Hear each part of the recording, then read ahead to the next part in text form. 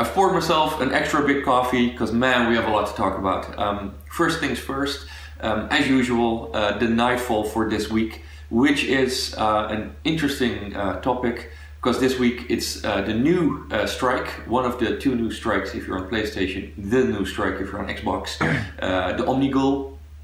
And so basically I don't have any tips because I've kept myself fresh. I didn't want to watch a lot of playthroughs and over the last couple of weeks because stuff has been posted online. I'm really excited about a new strike. I've been running the same 6 ones for 3 months. I'm looking forward to a new strike. I didn't want to ruin the experience of going in there and experiencing it for the first time. So I'm going in fresh. Obviously, Nightfall level has been raised to level 30. So if you've been running the Nightfall at level 27, 28, 29 even, it will be a lot harder. It's going to be a new instance, so that's going to be exciting. The burn is arc burn, so I would suggest just to bring everything arc if you have it, because you'll need all the damage you can get. Light switch is on and angry, so you will want to keep away from everything because they'll be fighting really aggressively and they'll one-shot you if they touch you. And so when they're level 30 now? So so the level 30 thing is going to make it a lot harder. Yeah. A side effect, and it's unclear if it's intended or not. Usually if something like this comes out news-wise, people, they just have a fit. So I'm not sure if Bungie intended it this way or if it just sneaked in, but because it's the DLC strike, that's the new Nightfall, and the weekly has Arcburn as well, by the way. If you don't own the DLC, you cannot do the weekly this week, or the Nightfall. So people are having a shit on the forum. They've gone nuts, of course. Every big company gets a lot of crap when something like this happens, whether it's a game company or whatever. But people freak out, and they have now as well. I mean, as someone who's bought the DLC, I'm really happy to get the challenge of doing a Nightfall after 3 months of doing the same strikes, to do a new strike at the Nightfall difficulty. But I do think it's really lame because I did say no one will be left behind. But if you don't own the DLC, this week you cannot do the weekly or the Nightfall. But like I said, it's not sure if it's intended or not, if it's marketing and cheesy tactics, or if it's unfortunate turn of events.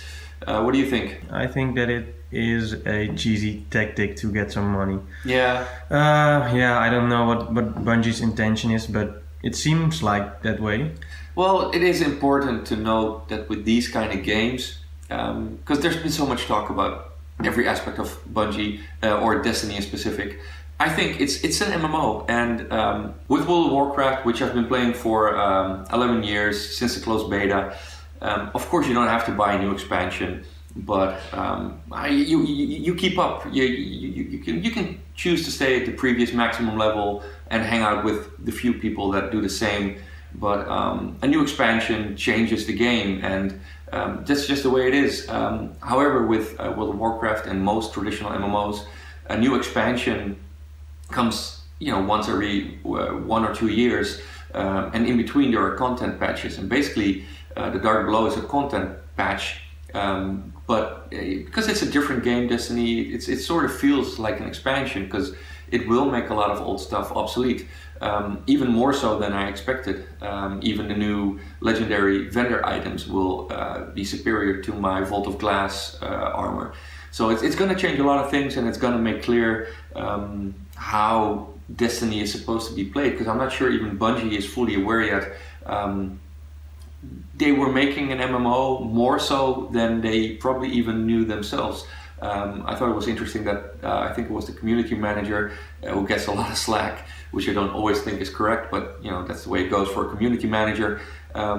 He had to have someone explain to him what the Barons chat is, and it's a very well-known concept from World of Warcraft. It's one area, and the public chat there is horrible, and it's become sort of a synonym for the retards in a game, and Barons chat is just shitty communication, a lot of bullshitting. But beside the point, but I think a lot of the guys at Bungie, they come from different type of games, and I think more MMO people, traditional MMO people, have jumped on Destiny, like myself, more so than I expected. So they're learning as they go. I hope they keep up. They've gotten a lot of slack for different aspects of the game. The exotic upgrade change obviously didn't go down well. I didn't like it myself. I think if you introduce a change, they want you to invest more time in your exotic weapons, which I think is fine, to keep them up to date.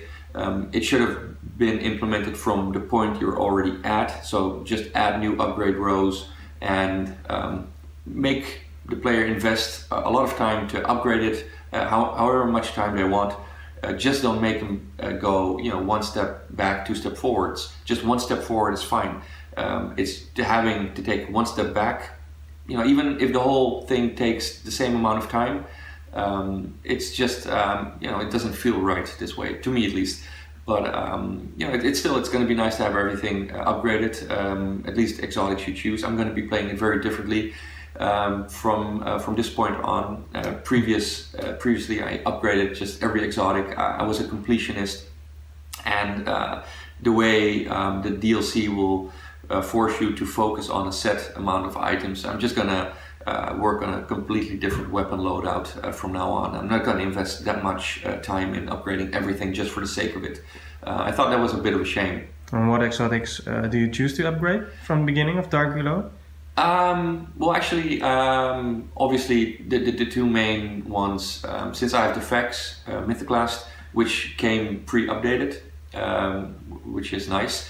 It's already at 323 damage. You can't upgrade that, right? I'm not sure actually. I haven't read anything about it. I believe not, because it's already 3 to 3 damage. So. But the new maximum is 331.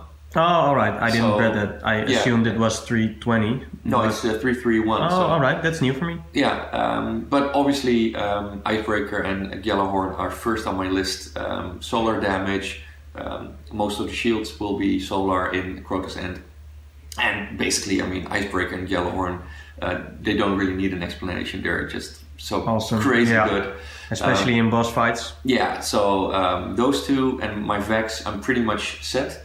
Of course, I'm just going to do the exotics armor pieces that come by first. I've got a bunch of coins, so I'll start upgrading the ones I have, buying them again if I need to, and Shard Guild ones. For 13 strange coins, and sharding my old one, which are maxed, will give me 2 exotic shards. That's basically 1 coin cheaper than buying 2 exotic shards for 14 coins. So that's another main focus, and I'm gonna do a Thorn. I have a Thorn maxed. I'm doing the bounty again to turn in after today, so I'll have a pre-upgraded or a Thorn at the new maximum already from the get-go. So those are basically my main concerns, and I've got a bunch of maxed legendaries for secondary and primary, and heavy as well. I'm not really sure because in preparation for the Dark Below, I've done a bunch of things. My vault is filled with engrams, which I'm gonna legendaries? No, only one. Okay. The gloves. So one of my characters is getting light 33 gloves. That much I know for sure. I don't know which one. But some cool stuff might come out of the other ones. I'm gonna get upgrade packages from Crucible, from Vanguard, and from the Cryptarch, because I've put all my characters. My hunter is ready to rank up in Crucible and Vanguard rep, and my Warlock and my Titan in Vanguard. So they'll get me the commendations I need to buy 3 to 4 new legendaries. Is it a chance, or does it always drop? I think it always drops. Yeah, you rank up, you get a commendation. And is it known how many you need? Did one you read commendation per item. 1 per item. Yeah. And besides marks. that, the marks. Yeah. All right. The 65 items have gone to 75. So for a weapon or a gear? No, that's the armor, not the helmet. So yeah, I'll be getting a bunch of stuff from that. And basically the weapon load that I'm looking for, first of all, or my short-term plan, because new legendary vendor items will have light 33, and new exotic and raid items will have light 36 on them. So basically, if you're at level 30, you need another 12 light to get to level 31. And that's going to be my main focus, first of all. So I'm basically hoping to be level 31 on Saturday by getting 2 or 3 new legendaries with light 33 on them, and getting whichever exotic upgrade or armor piece Xur is selling on Friday. And spread across your characters, or just focus on one I'm going to character? focus on my Hunter first of all. It was a toss-up between my Hunter and Warlock.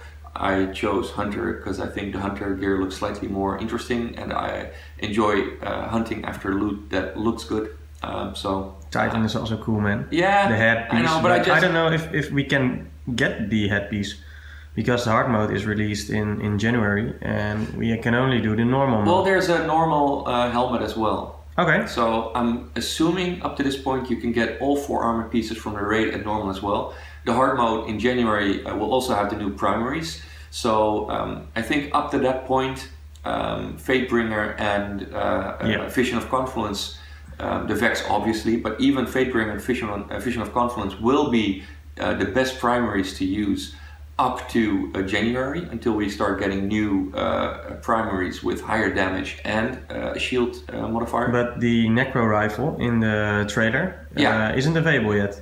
No, I'm not sure actually. I believe not, because that is a primary weapon, I recall. An arc primary weapon. Oh yeah, Auto rifle. But there's also a fusion rifle where you can switch between arc and solar. Oh, okay. So because they showed it in the trailer and well. They said available from 9 December, so I assumed it was available. But we're gonna see. We're gonna see, yeah. But I have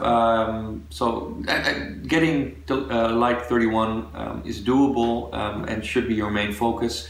I think I'm just gonna use one old item, which is at light 30. And then I basically need 1 new exotic and 2 legendaries, I think that's quite doable. Even if Xur doesn't sell the exact item you want, I'm just going to pick up whatever armor piece he has.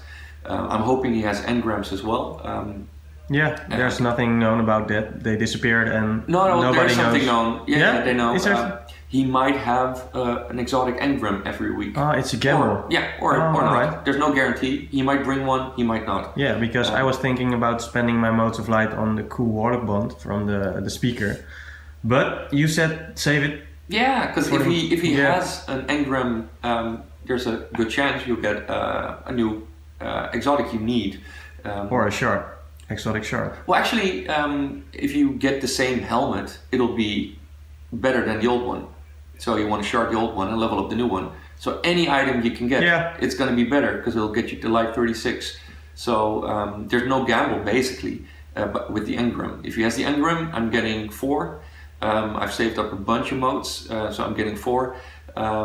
So basically by Saturday I'll have 1 or 2 characters even at light 31. And if you want to buy vendor weapons, I do suggest focusing on secondary and heavy, because they'll have the modifiers, the damage type modifiers, whereas primaries will be kinetic and they'll only last you for a short while. I mean, they'll be good in Iron Banner, which is coming next Tuesday. Really looking forward to that one. Yeah, all right. 1 week, new Iron Banner. So I want to be level 31. And I've got the Vex, so I'm going to annoy and frustrate a lot of people. Maybe they saw a chest piece this time, or a headpiece. And they'll get you to level 31. It's not going to be level 32 stuff, so it'll have light 33 as a maximum on it, not 36. But it's going to be basically your guarantee to have any character you choose to have it at level 31 next week or within 2 weeks. So I think that's really nice because level 31 is going to make the raid or any content you choose to do, the Nightfall, the daily mission at 30, it's going to make your life a lot easier. Because the raid starts at level 30 or 31? Level 30. Okay, and the hard mode is level 33. Yes, so you need to be level 32, no doubt about it. Nope. Level 31 isn't gonna save you. No, that's going to be way too much damage. Yeah. I'm really looking forward to the raid. People are at it right now as we speak. Their first tutorials and guides will start popping up online. I'm gonna read up lightly don't want to ruin the experience, but I do want to know kind of what to expect. I'm guessing for people that need some inspiration, I'm thinking it will be less sniper intensive and more focused on shotguns and fusion rifles, more short range, close quarter combat. Personally, I'm going to run with the Vex and bring Vision and Fatebringer just to be sure, and of course Icebreaker and Gjallarhorn, but I'm bringing Found Verdict, which I have maxed, which is Arc, and I have a Vendor Light Beware, a solar fusion rifle, which is really good. I'll bring those for my secondary, and I have an Arc machine gun, a legendary, the Culling, which just dropped random for me, rolled with Arc. If you have one, it's good to bring. And of course, I'm bringing Hazen Vengeance, the solar rocket launcher for when I'm not using my exotic Gjallarhorn.